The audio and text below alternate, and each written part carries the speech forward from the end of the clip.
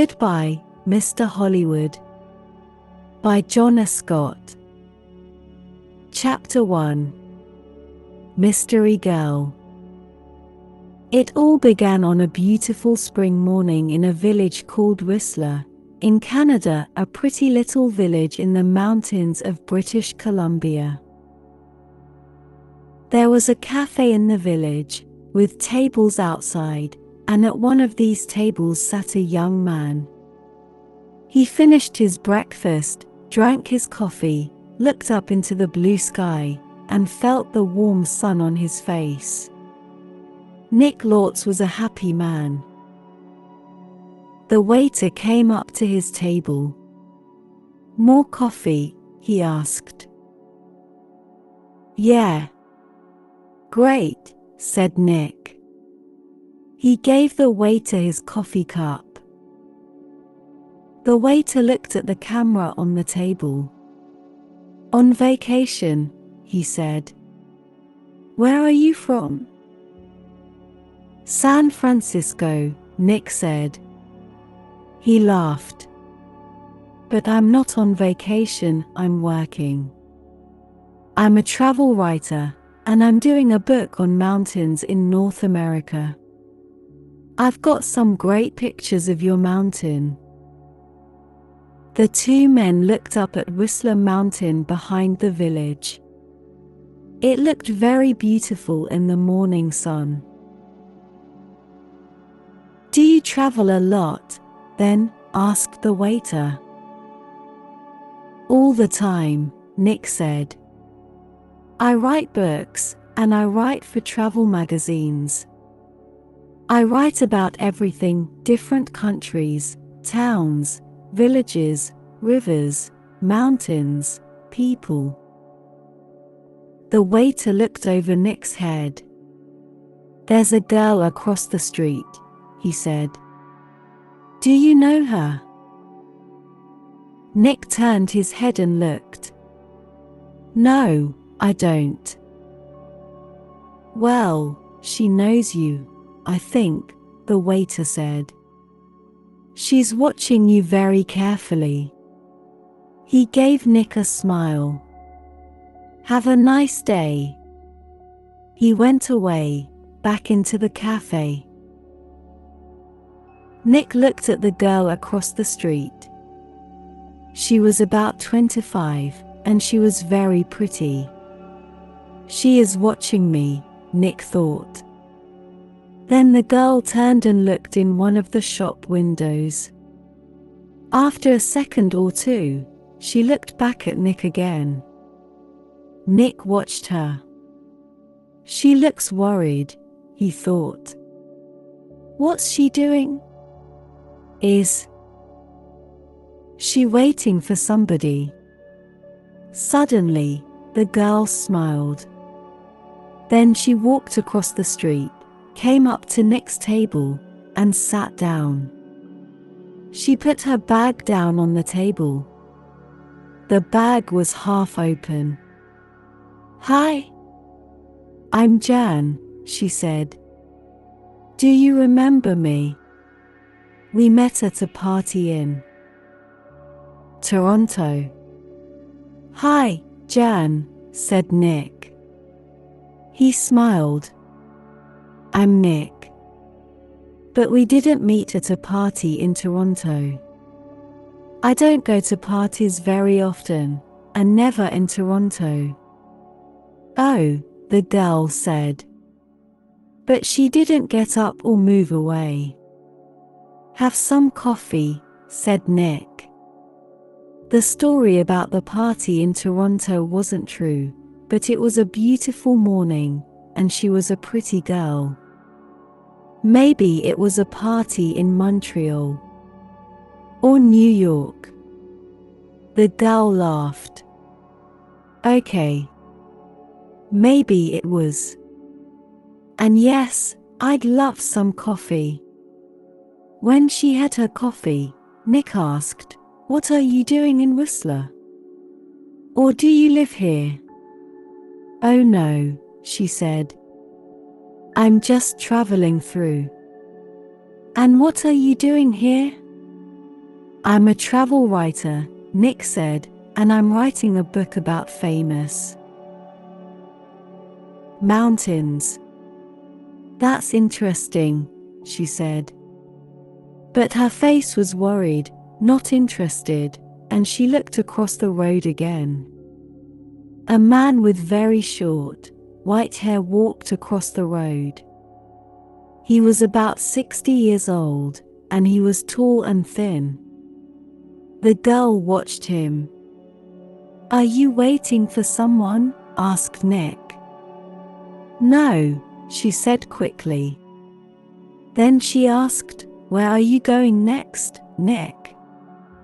"To Vancouver, for 3 or 4 days," he said. "When are you going?" she asked. "Later this morning," he said. There was a letter in the top of the girl's half-open bag. Nick could see some of the writing, and he read it because he saw the word Vancouver and "We can meet at the Empress Hotel, Victoria, Vancouver Island, on Friday afternoon."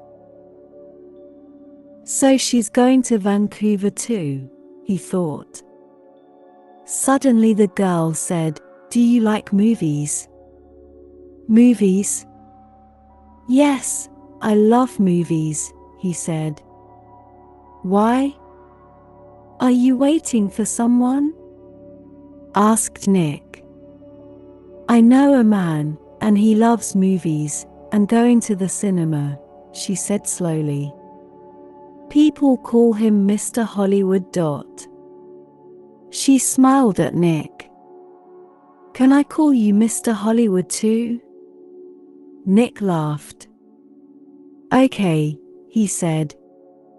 "And what can I call you?" She smiled again. "Call me Mystery Girl," she said. "That's a good name for you," said Nick. Just then, the man with white hair came into the cafe. He did not look at Nick or the girl, but he sat at a table near them. He asked the waiter for some breakfast, then he began to read a magazine. The girl looked at the man, then quickly looked away again. "Do you know him?" Nick asked her. "No," she said. She finished her coffee quickly and got up. "I must go now," she said. Nick stood up, too. "Nice to," he began. But the girl suddenly took his face between her hands and kissed him on the mouth. "Drive carefully, Mr. Hollywood." "Goodbye," she said, with a big, beautiful smile. Then she turned and walked quickly away.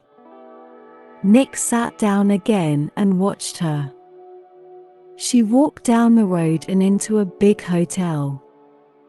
Now what, thought Nick, was that all about? The man with white hair watched Nick and waited. After 4 or 5 minutes, Nick finished his coffee, took his books and his camera, and left the cafe. His car was just outside the girl's hotel, and he walked slowly along the street to it. The man with white hair waited a second, then quickly followed Nick. From a window high up in the hotel, the girl looked down into the road.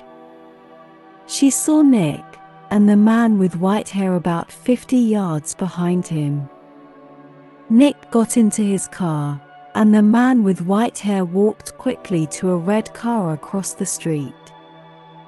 5 seconds later, Nick drove away in his blue car, and the red car began to follow him. When the girl saw this, she smiled, then went to put some things in her travel bag. Chapter 2. A Hand in the Back. That evening, in his hotel room in Vancouver, Nick could not stop thinking about the girl in the Whistler Cafe.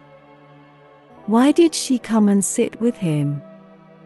She didn't know him, and that story about a party in Toronto wasn't true. And she was worried about something. But what? And that kiss. It was nice, of course, but why did she do it? Maybe she liked my face, Nick thought. Or my brown eyes. But I'm not going to see her again, so it doesn't matter. Forget it. He put some money in his pocket and went downstairs to the hotel restaurant. But there were no free tables, so he walked down to Gastown and found a restaurant there. After dinner, he went for a walk. Vancouver was a friendly city, and Nick liked walking through Gastown and Chinatown, looking in the shops and watching the people. It was nearly dark now, and it was a busy time of the evening. There were a lot of cars, and a lot of people. After a time, Nick began to walk back to his hotel. He came to a busy street, and waited, with a small crowd of people, to go across. A tall woman in a blue dress stood next to him. She turned and smiled at him. "It's the first warm evening of spring," she said. "It's nice to be out, after the long cold winter." "Yeah," said Nick. "It's great. It's..." Suddenly, there was a hand in his back and the hand pushed Nick into the road. Nick fell on his face, in front of a big green car. People screamed. But the green car stopped, only inches from Nick's head. The woman in the blue dress ran into the road and pulled Nick to his feet. "Are you okay?" "What happened?" she said. The driver of the green car shouted angrily at Nick, but Nick did not hear him. "Somebody pushed me," he said to the woman. "I didn't fall, somebody pushed me." "Pushed you?" said the woman. "Who?" "I didn't see anybody." Nick looked at the faces of the people near him, but he didn't know them. Then he saw a man's back. The man was tall and thin, and had very short white hair. He walked quickly away down the street, and did not look back. "Hey, you!" Nick shouted. "Wait!" But the man did not stop, and he was soon lost in the crowds. "Did he push you?" asked the woman in the blue dress. I don't know," Nick said. "Do you know him?" she asked. "I don't know his name," Nick said. "But I know that short white hair. Now where did I see it before?" The woman began to move away. "I must get home," she said. "Are you okay now?" "Yeah, I'm okay," Nick said. "And thanks. Thanks for your help." "That's okay." The woman smiled. "Be careful now." Back in his hotel, Nick sat on his bed and thought. It was an accident. Nobody pushed me, it was an accident. Nobody wants to kill me. And there are hundreds of men in Vancouver with white hair. It was 1 o'clock in the morning, but Nick couldn't sleep. He listened to the cars in the road, and he looked at the night sky through his hotel room window.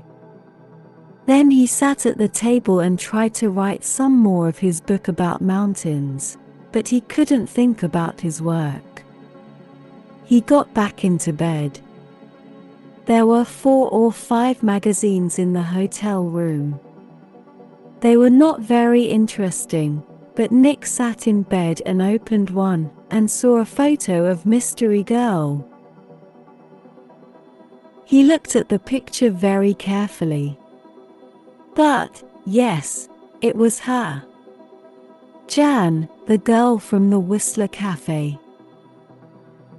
She was next to a man of about 50 or 55, and they were in the garden of a big, expensive house. They smiled at the camera, and they looked very happy. Canadian millionaire, Howard Hudson, and his daughter, Meg, it said under the picture, at their home in Toronto. Meg Hudson. Not January. Not Mystery Girl.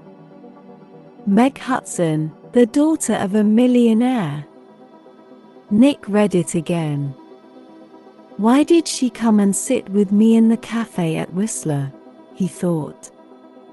Millionaires' daughters don't sit with strangers in cafes, and then give them a big kiss when they leave. Why did she do it? What did she want? He thought back to the cafe in Whistler, and the girl next to him at the table. Then he remembered something. He remembered a man at a table near them in the cafe. A tall, thin man, about 60 years old. A man with very short white hair. Nick didn't sleep much that night. Chapter 3. A walk in the park. The next day was Thursday. Nick stayed in his hotel room and wrote about mountains all morning. Then he drove to Stanley Park in the afternoon. He sat and read a book for an hour, then he went for a walk under the tall trees. There was nobody here. It was quiet, and he could walk and think. He thought about Meg Hudson, and about the man with white hair. Did he know Meg Hudson? Did she know him? He remembered Meg Hudson's last words. Drive carefully, Mr. Hollywood. Why did she say that? Why did she call him Mr. Hollywood? He didn't understand any of it. Suddenly, he heard a noise. Nick turned and ran. He stopped. That was a gun, he thought. There's somebody in the trees with a gun. There it is again. Then something hit the tree over his head. Somebody's shooting at me, Nick thought. He turned and ran. And somebody began to run after him. Nick ran through the trees. There was no sun in here, and it was half dark. And there were no people. Nobody to help him. I must get to my car, Nick thought. Find some people, the police. He ran on. He could still hear the gunman behind him, so he ran faster. After 3 or 4 minutes, he stopped and listened. Nothing. It was all quiet. Nick was afraid. What's happening? He thought. Why is somebody shooting at me? First a hand pushes me in front of a car, and now somebody's shooting at me. He waited another second or two, then walked quickly back to his car. He was very careful. He looked and listened all the time. But nobody came out of the trees, and nobody shot at him. Then he saw people, women with young children, some boys with a football, 2 men with a dog. He began to feel better. Nobody can shoot me now, he thought. Not with all these people here. 10 minutes later, he was back at his car. There was a letter on the window. Nick read it. It said, "I'm going to kill you, Mr. Hollywood." Nick drove to the nearest police station. He waited for half an hour, then a tired young policeman took him into a small room. Nick told his story, and the policeman wrote it all down. "So what are you going to do?" asked Nick. "Nothing," said the policeman. "Nothing," said Nick. "But somebody shot at me, and Mr. Lortz," the policeman said tiredly. "How many people are there in this town with guns?" "I don't know," said Nick. "But you didn't see the gunman. Was it a man, a boy, a woman? Color of eyes? Long hair, short hair?" "You don't know, because you didn't see anybody. Maybe it was an old girlfriend. Maybe somebody doesn't like your travel books, Mr. Lortz." "But what about the man with white hair in Whistler?" said Nick. "The girl, Meg Hudson, called me Mr. Hollywood in the cafe, and this man heard her. And now I get a letter to Mr. Hollywood on my car. Who is this Mr. Hollywood? We all want answers to our questions, Mr. Lortz," the policeman said, "but we don't always get them. Questions, but no answers." Nick walked out of the police station and drove to his hotel. He was angry and afraid. How did the man with white hair find me in Vancouver, he thought. Did he follow me from Whistler? Is he following me now? Maybe he's staying at my hotel, too. In the next room. With his gun. Chapter 4. The Man with White Hair. Nick stopped his car in front of the hotel. He looked carefully before he got out, but there was nobody with white hair near the hotel. He half ran through the hotel doors and went to the desk inside. "I'm looking for a man with very short white hair," he said to the woman behind the desk.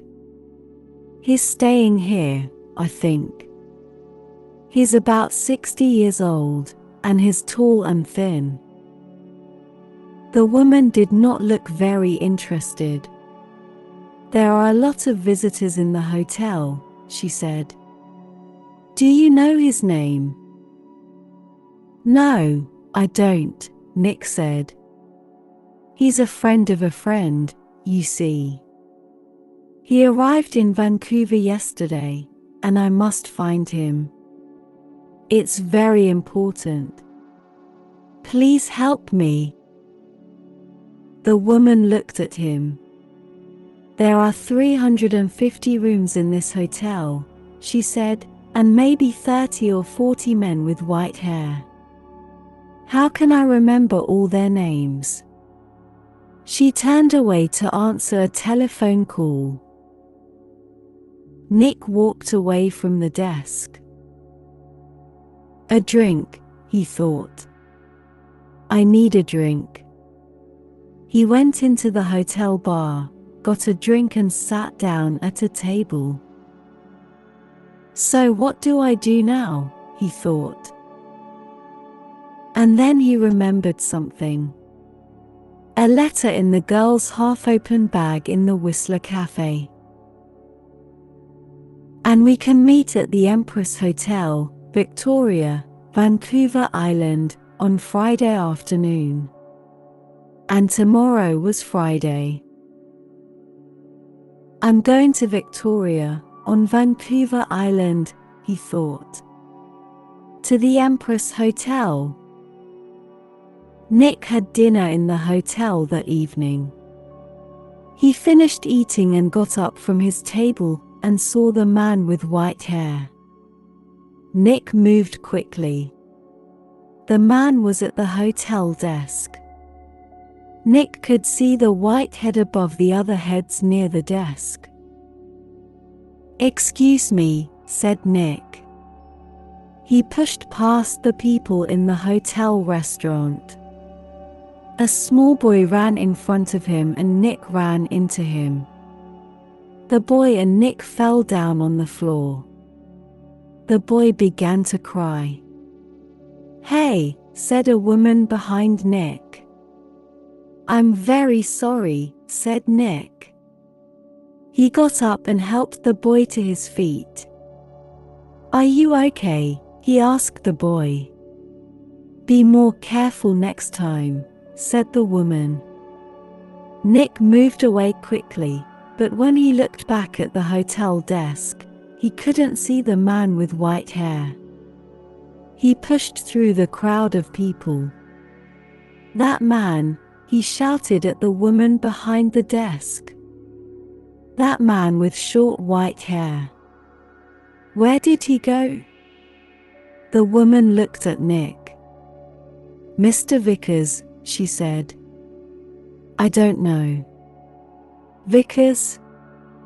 Is that his name?" said Nick. "What's his room number?" "I'm sorry, I can't tell you that," the woman said. "But I need to," began Nick. The woman turned away to answer the telephone. After a second or two, Nick went upstairs to his room. "Vickers," he thought. "Does Meg Hudson know Mr. Vickers? I need some answers, and I need them quickly." Chapter 5. Vancouver Island. Zorwison was about 23 miles south of Vancouver. Nick drove there in his car the next morning for the 1 o'clock ferry to Vancouver Island. Every 5 minutes, he looked behind him. The road was busy: black cars, white cars, red cars, green cars. Maybe Vickers was in one of them. At Zorwison, Nick drove his car onto the ferry. There were a lot of cars and crowds of people. Nick got out of his car and walked up and down the ship. He looked for a man with white hair, but he didn't see one. Soon the ferry began to move and Nick felt better. He found the ferry restaurant and got something to eat. More people came in. Nick looked at the faces of all the older men. Some had hats on, so he looked for somebody tall and thin, but there was nobody. Maybe he's not on the ferry, Nick thought. Maybe he's back in Vancouver. Later, Nick walked around the ship again. Once, he thought he saw the man with white hair in the crowds, but he could not be sure. 90 minutes after leaving Zorwison, the ferry arrived at Swartz Bay on Vancouver Island, and Nick went back down to his car. Swartz Bay was 20 miles north of Victoria. Nick drove quickly, and again, looked behind him every 4 or 5 minutes. Once, he saw a red car about 200 yards behind him. "Did I see that car on the road from Vancouver to Zorwison?" he thought. He drove more slowly, but the red car still stayed 200 yards behind him, and Nick couldn't see the driver's face or hair. Soon he was in the busy streets of Victoria, and Nick didn't see the red car behind him again. Victoria was a city of gardens and beautiful old buildings. Nick liked Victoria very much, but today he wasn't interested in gardens or buildings. He found the Empress Hotel, went inside and walked across to the desk. "Can I help you?" a young man asked Nick. "I'm meeting a friend here this afternoon," said Nick. "Miss Hudson." "Hudson," said the young man. "Wait a minute." He went away and came back. "Sorry, but there's no Miss Hudson staying here." Nick took something from his pocket. It was the photograph of Meg and her father, from the magazine. "This is her," he said. The young man looked at the picture. "Oh, right.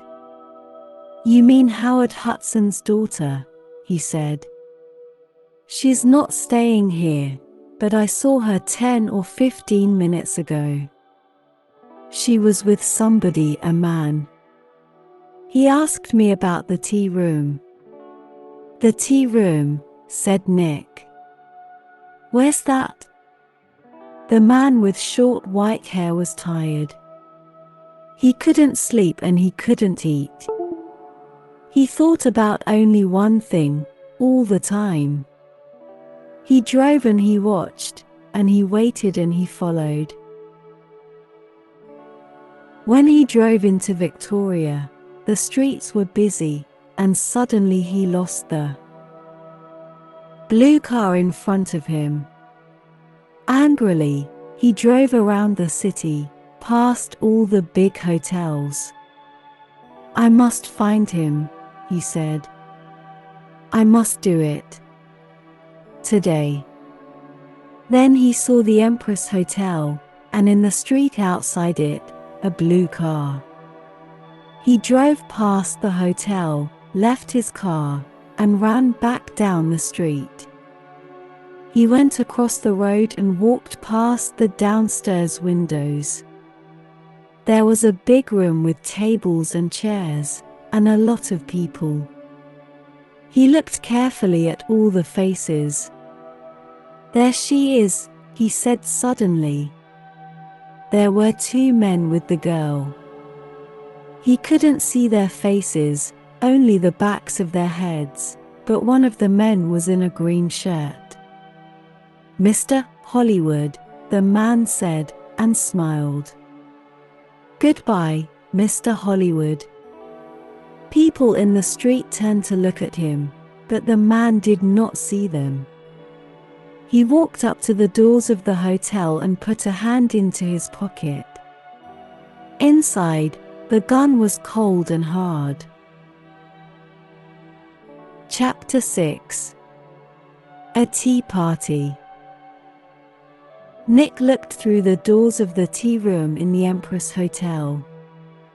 Meg Hudson sat at a table with a man. The man was about 30, or maybe a year or two younger. He was tall and brown from the sun. He wore a white shirt, white trousers, and white shoes. He said something to Meg, and she laughed. She looked very happy. A waiter came up to Nick. "Can I get you some tea?" he asked. "No, thanks," said Nick. "I'm with the two people over there." And he walked across to Meg's table. "Hello, mystery girl," said Nick. "Remember me? We met at Whistler. Your name was Jan then. But maybe today it's Meg Hudson." Meg Hudson looked up at him. "Oh," she said, and her face went red. "Who is this, Meg?" asked the man. "This is Nick," said Meg. He's a writer. Nick, this is Craig Winters. Sometimes called Mr. Hollywood, said Nick. Maybe. But how did you know that? Asked Craig Winters. I guessed, said Nick. And I think I'm beginning to understand. Can I ask you a question, Mr. Winters? Does somebody want to kill you? Craig Winters' face went white. Kill me? What are you talking about? Asked Meg. Before I tell you, answer this question, please, said Nick. You called me Mr. Hollywood in Whistler. And you wanted the man at the next table, the man with white hair, to hear you. Is that right? Meg Hudson did not answer at first. Then she said quietly, yes. Why? Asked Nick. I wanted him to follow you, and not me. Why? Nick asked again. I think he's a detective, said Meg. And I think he's working for my father. I saw him soon after I left Toronto. He followed me. Meg put her hand on Craig Winters' arm. My father doesn't like Craig. A month ago, he told me not to see Craig again. I'm not happy, and he knows that. I think he guessed that I'm meeting Craig. And now he wants to find Craig and stop him seeing me. Stop him, said Nick. Or kill him. No. Meg Hudson said. Daddy doesn't. The man with white hair pushed me in front of a car in Vancouver, Nick told her. And he shot at me in Stanley Park. What? Said Meg. Tell me about this man with white hair, Winters said suddenly. Nick looked at him. He's about 60, and he's tall and thin, he said. Do you know his name? Asked Winters. Vickers, said Nick. Craig Winters suddenly looked ill. Did he follow you to Victoria? Did he follow you here? I don't know, said Nick. He watched Winters. You're afraid of him. Why? Why does this man Vickers want to kill you, Winters? Before Craig Winters could answer, Meg's face went white. Oh, no, she said. Look over there, by the door. Nick and Craig Winters turned to look. At the door of the tea room stood the man with white hair. He looked up and down the room, and then he saw them, and began to walk across to their table.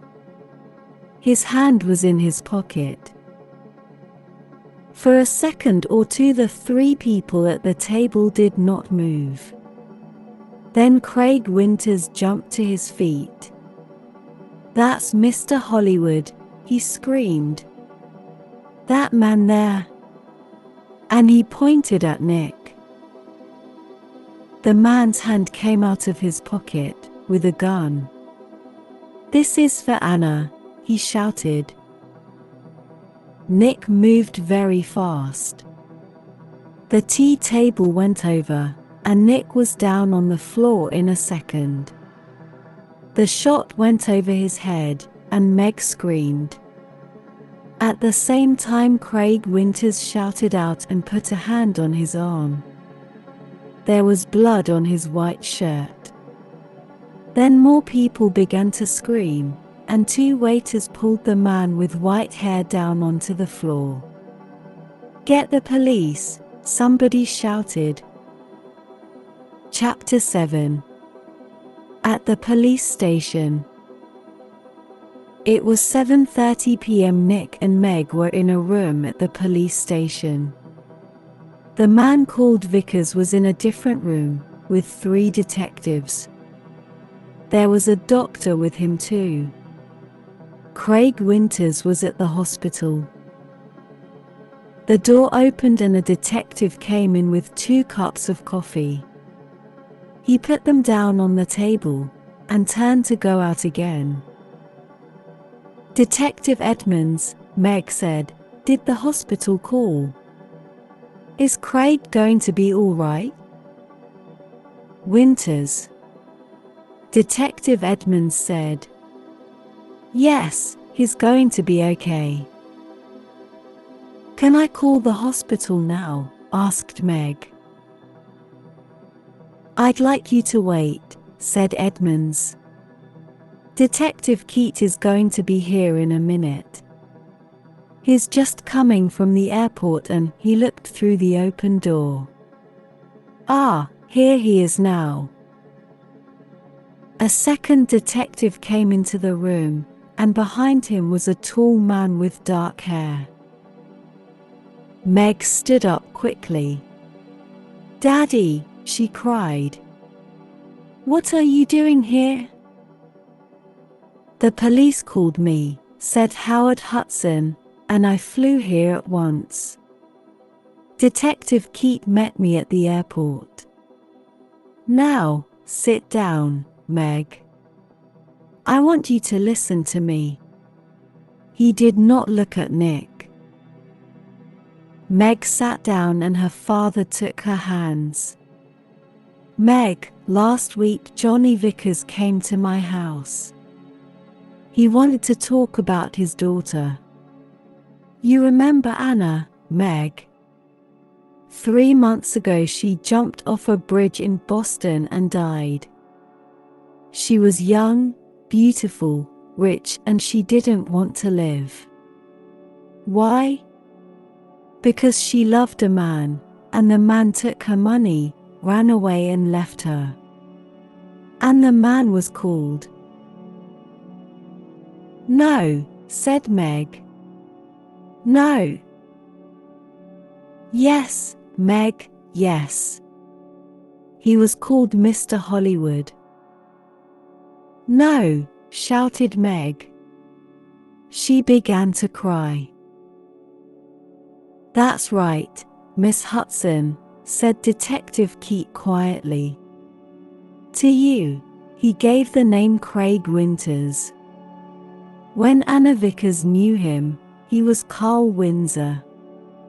But he liked all his girlfriends to call him Mr. Hollywood. He took nearly $50,000 from Anna Vickers.